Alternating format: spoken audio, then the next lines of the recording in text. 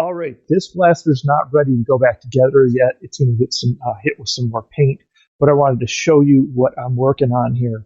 We've got an ANSTOY Desert Eagle, painted it out in this gray, kind of a gloss, I guess you call it a gunmetal type color, which has turned out good.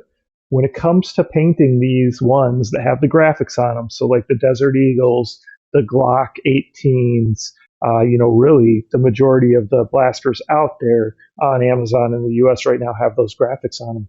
So if you take actual acetone, which is like a really strong nail polish remover, or you can use it for removing paint and stuff like that. If you wipe it all down really good with acetone, that seems to really help with the paint bonding. So far, I've not had issues since I started doing that. You should just be able to get a cleaner, better paint. Anyway, so what we're going to do with this blaster is you can kind of see I've already started a few things. You can see the rail on the front there. So what's going to happen is this piece is going to go on the front. Okay. Now this is something I printed on my 3D printer, and it was for I don't even know what blaster they said it was for, but it was actually for an airsoft gun, and it won't fit on any of the blasters I have the way it's supposed to. This is supposed to slide underneath right down here, which I do have a different one that is going to work that way, and I will show you that with the Desert Eagle. But since I had it printed, I said, let's figure out how we can make this work. And you can actually, if I added this rail here, you could slide it right in here, and now it lines up perfect. So I thought that still looks pretty cool, so I was going to go ahead and check it out like this.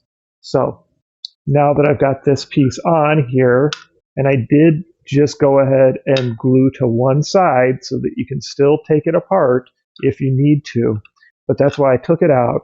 I'm going to get that glued on there really good, and then we'll put it back in and we'll hit it with some more paint so that it comes out perfect. Went ahead with monochromatic look, decided to do everything. Only color on it is it'll have the orange tip on the inside. That should still, actually I might not be able to do that because I don't know if it'll fit. We'll have to see how tight this is against it. I may not even need to put that on there. So the ANSTOY Desert Eagle, going to, I don't even know what we would call this, just extending the barrel with this type of rail muzzle extension. Should look cool. So come back and check out the videos when I get this finished. I think you'll like what you see.